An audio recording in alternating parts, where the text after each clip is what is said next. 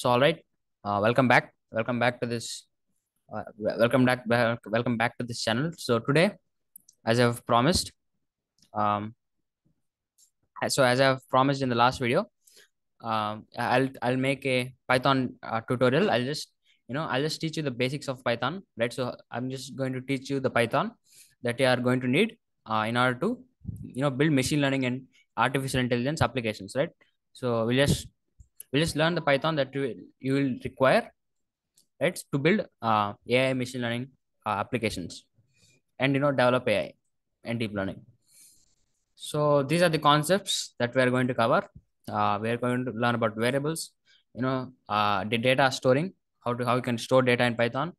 We are going to learn input statements. So that is how can you know get input from the user in Python. So in a lot of applications that you might use, um, you might see that the application will take input from you. So the application might ask you for some input. For example, in the case of Facebook or Google, they'll ask you for username, password, or anything, right? These are all input statements.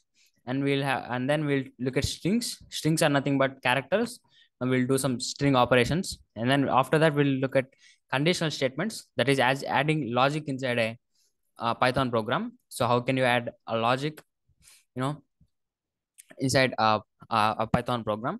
And then we are going to look at a little more sophisticated data type, how we can store data list such that you can store multiple number of items in the list. You can store multiple number of items, all right, in just like in just one shelf. So just think of variables as shelf, and in one shelf you can store multiple number of items in the case of a list. And after that, we are going to see looping statements. So if you have to do one operation multiple times, you use this looping statement. And then functions, right? You can just store a part of a code inside this function and reuse that part of code. Classes, it just an extension to functions. We'll learn about that. Let's see. I'll try to cover as much as possible in this video. If I'm not able to cover, I'll cover it in the next video also. So yeah, let's see. Okay, so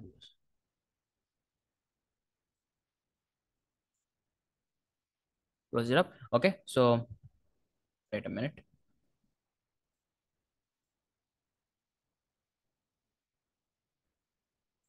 Oh yeah, good. So to start, I'm just going to introduce you, right? I'm just going to introduce you to a environment.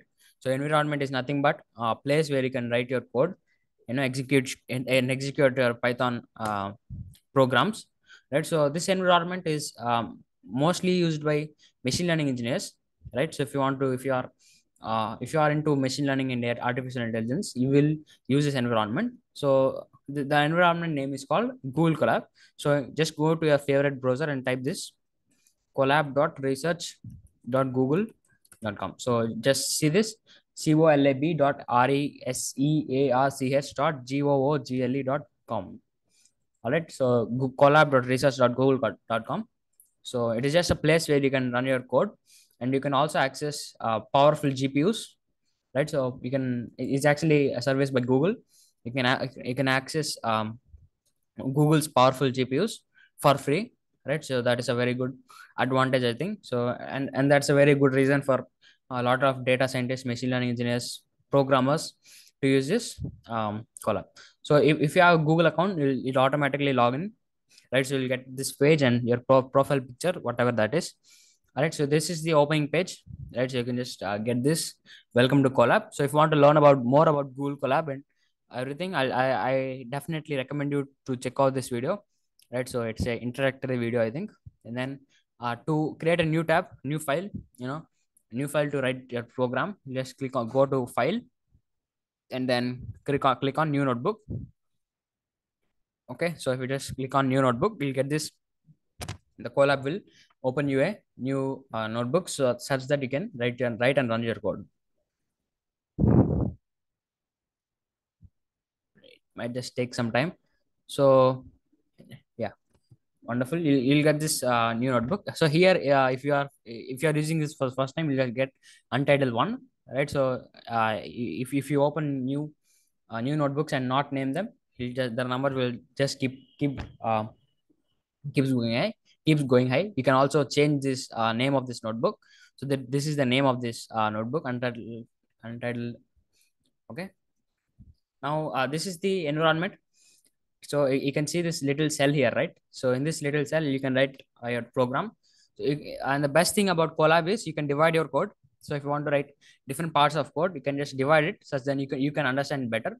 So you can just create as many cells as you want and write some part here, some part here, some part here, and so on. All right, so I'll just delete that. Wonderful. So let's start by writing our first Python code. So let's say, I mean, you can just say 1 plus 2. Let's say the Python will, Python will give you the answer. So just go 1 plus 2, and it might take some time when you are running a new notebook for the first time. It will take some time. It has to connect to the servers. So yeah, the Colab environment will connect to the server. So it will take some time, and after that, when it is connected, you'll get the output 3. 1 plus 2, 3, and you can do any type of operation. So mathematical operations, 3 into 2, right? 6, right? You can just go 5 by 6, and click. And if you want to run a code cell, you can just write the code here in this place and click on this button. That will ensure that your code will be your code will run. All right.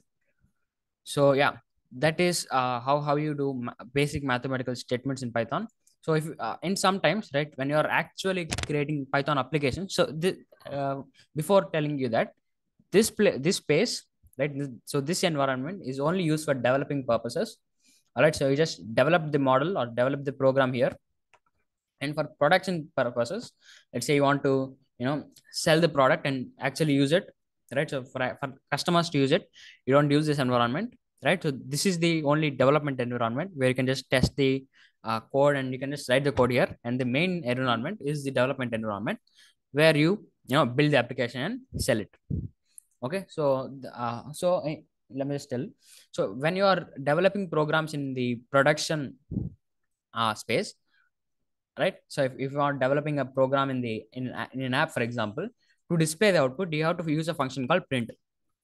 All right, so in the case of a collab, you can just type hello, right, and it will get you out hello, because this is a development environment. For testing purposes, you don't have to write the print statement here.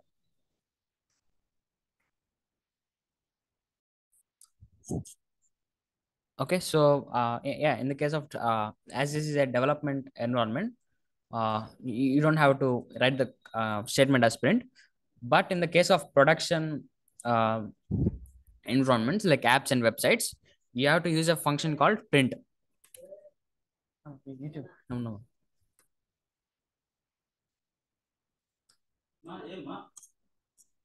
So you have to use a function called print, and you can see here this is the basic structure of writing any using any functions in Python. So this is the name of the function, print. All right, and to call that function, right? So a print is uh, it's a part of Python code. It's a part of code that is wrote on uh, Python's Python's official code. Okay, and then to use this function called print, you can just type the name of the function, which is called print, and you'll use this parenthesis. Inside this parenthesis, you can enter any type of data you want. So just for when you are typing any strings with alphabets or symbols, right? So if you are typing any alphabets or symbols, make sure to put in this double quotes. Okay, so any type of alphabets or symbols, you can put in this double quotes. And if you are trying to work with numbers, you can just use it just like that, right? You don't have to use double quotes. Okay, so that's a key lesson in Python. So whenever you are dealing with a non number values, for example alphabets and symbols, you have to use this double quotes. All right, so if you just go print and this hash sign, it'll print to the hash sign. Okay, Yeah. So you have to print any statement, you will use this function called print. And I'll also get you. I'll just write some code here. Just try to make it understand.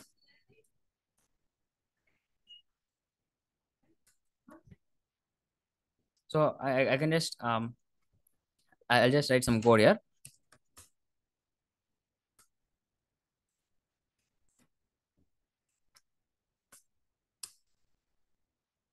Let's say Joel is studying in class 10.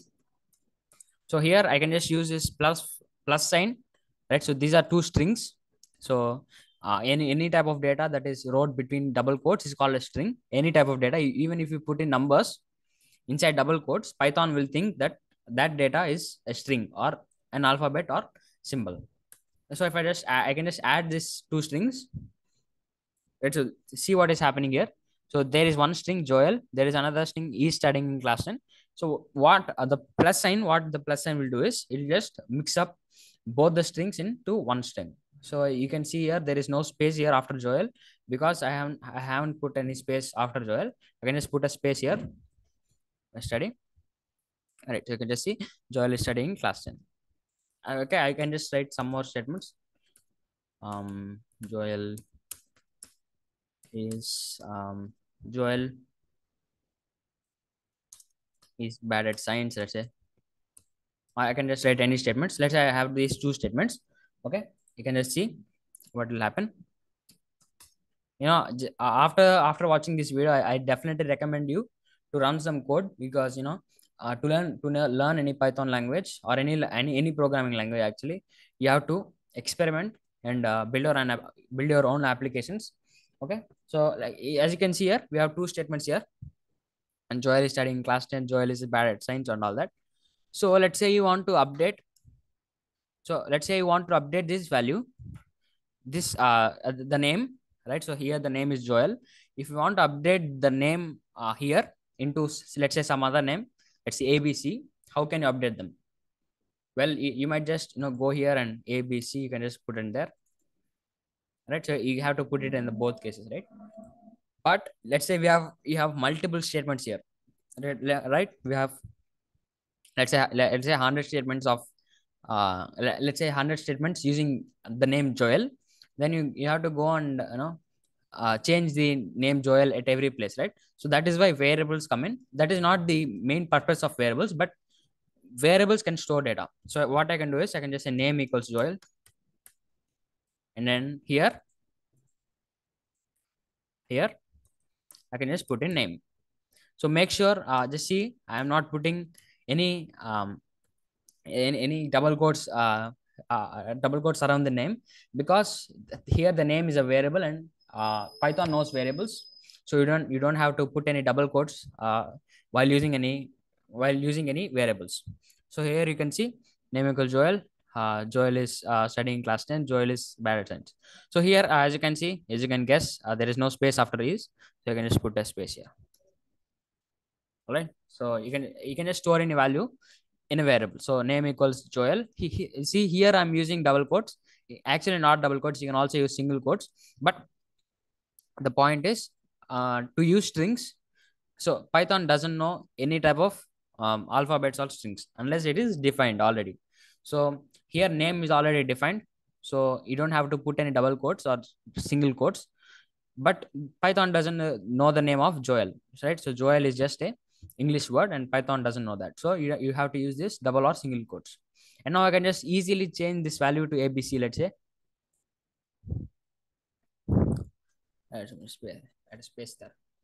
And then you just get out, right? ABC studying class 10, ABC bad sense. Okay, so you can just, like, you got the idea, right? So you can just use this name. You can just use variables to use in the Python code. Now, yeah, we've completed the first part, variables.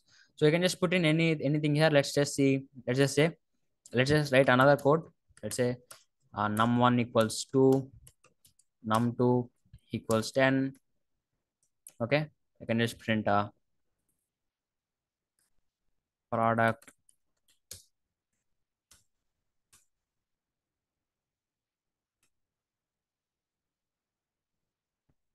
I'll just write the code first. After that, you can um, understand what's going on, right? So here, let's just understand what's going on here. So you know what's happening here. Product, it's just a name to display on the screen. And then here, what I'm doing is I'm just multiplying num1 and num2. So both of these variables, the value that the variable holds, I'm just going to multiply that. But why I'm doing this operation, I'm just using a new function called string str. So what this string function does is, let's say you have a number and you want Python to look at that number as a string or a um, if you want to to make Python think that the number is a string, right? So you'll just use this function. So here you can't add a you know add any alphabets and numbers in the case of Python, because that might be a error for the Python. So what you do is we can just convert this output into a string such that the Python will think that a number is string. Why are we converting this number into string? Well, because we are just displaying this number on the screen, right?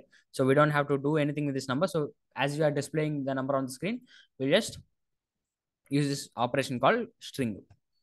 Okay, so you just run that. I'll get this product equals 20, 20, 10, 20. So that's it. I can just do anything, right? So you can just have any type of variables and use these variables in Python code. Now let's say in the case of Facebook, let's just see. So now that we have seen how variables work, let's see how we can take input through our application in Python. So let's say you have built an application and want to take input from the customer or the user. This is the following set of code that you have to write. So we have like name. I'll just write some code here. Just look at this. So this is the input operation input function. Just write it.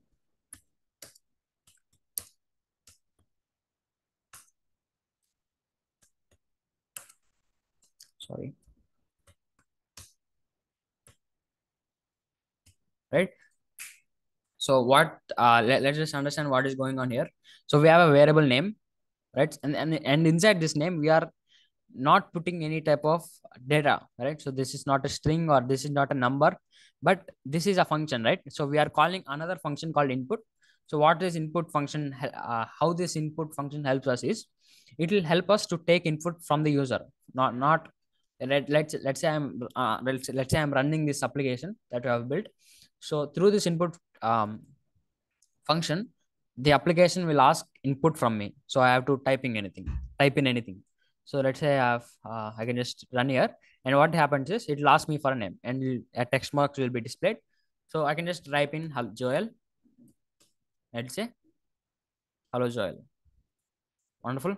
I can also put in numbers, because here, right, so here the input function in default, the input function thinks that the input is string. In default, you can also change the type of the input. I'll just show you that in a second.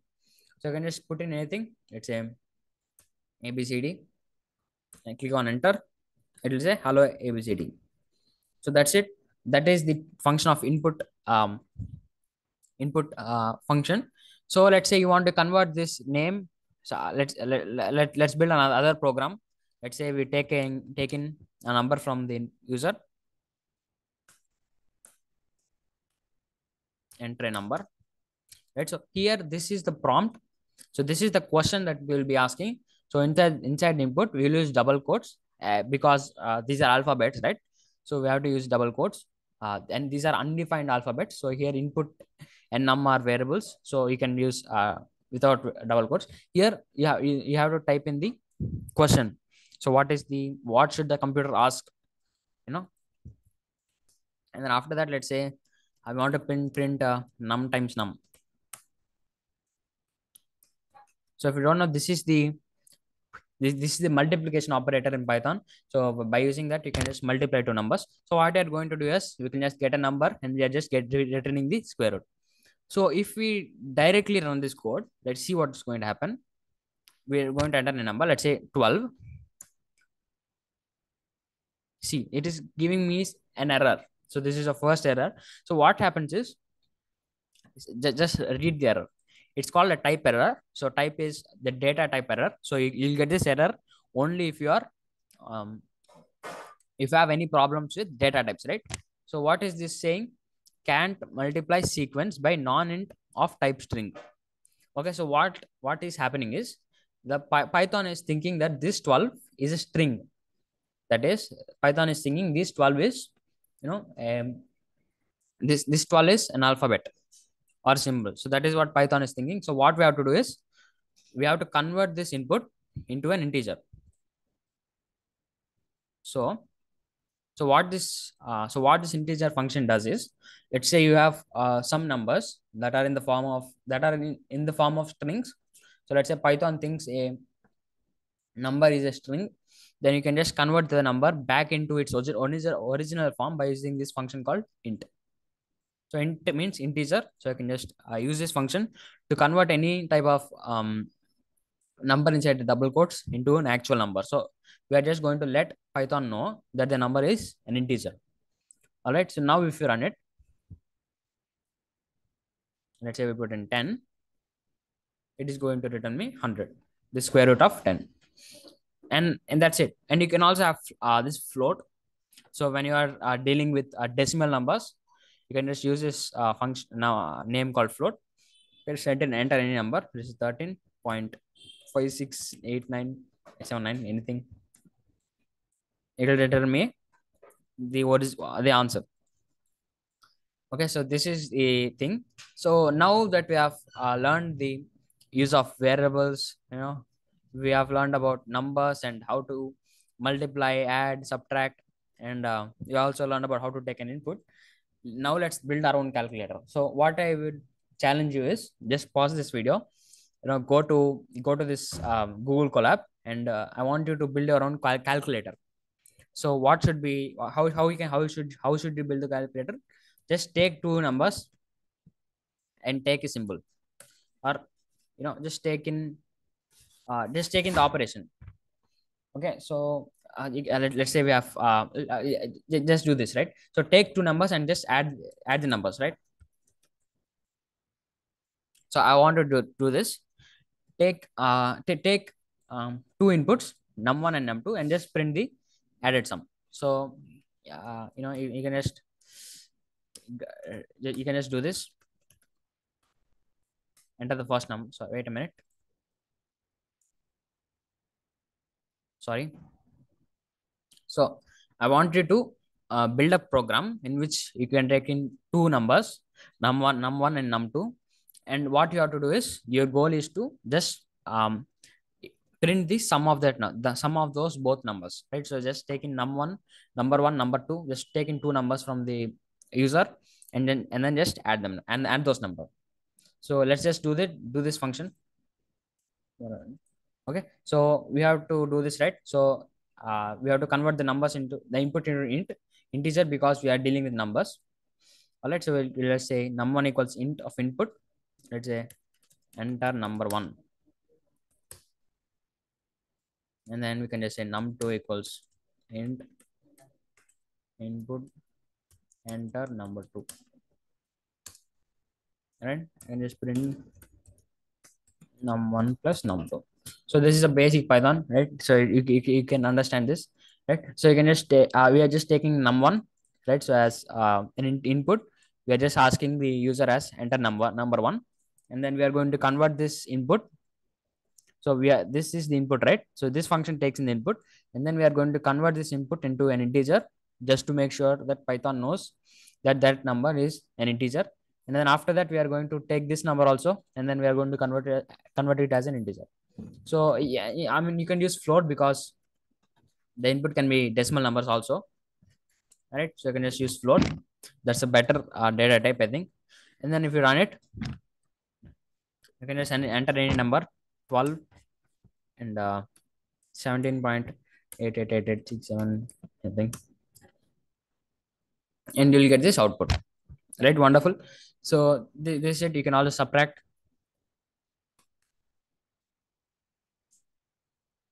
right? And 12, and then that, right? So you'll just get this output. So you can understand, right? So I just want you now just pause that's it. So for now, pause it, go to this Google Colab and just try to run any type of code, right? Any type, like if you just try to experiment it, just even write the code that I've just explained to you. Just try to experiment and practice, right? So now, um,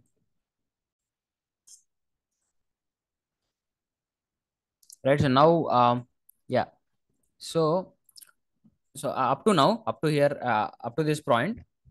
So up to this point, you have learned about two data types, right? So you have right. So you have understood about two types of data types: integers, right? So integers, int. You have learned about strings, that is alphabets or symbols.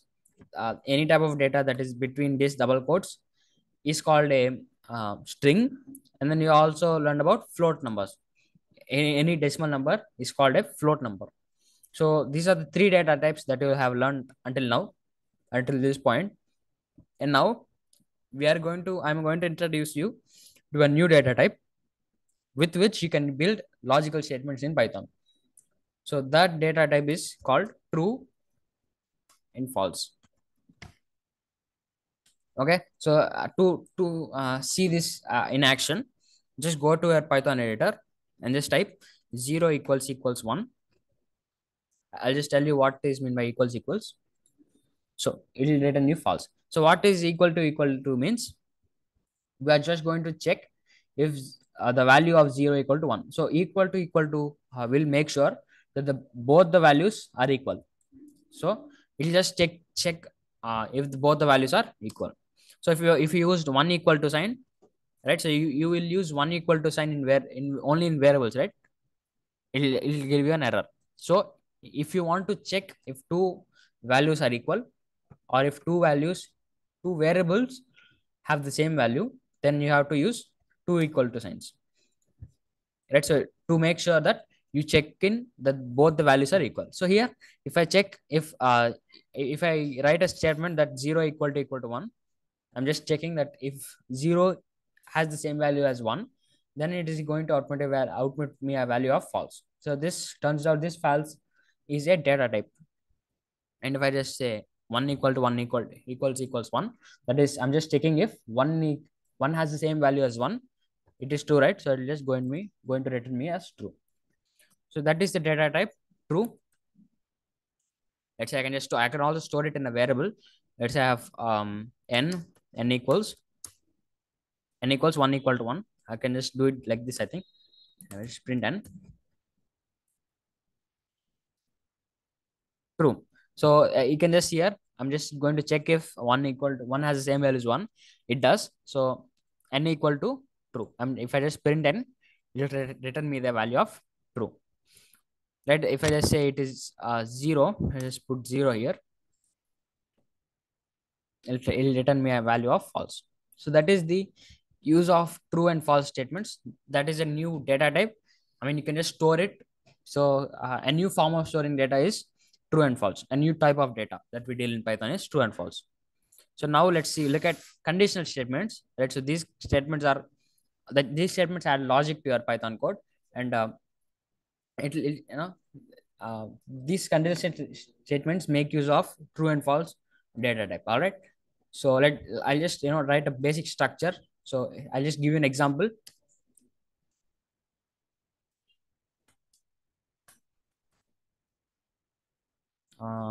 Yes.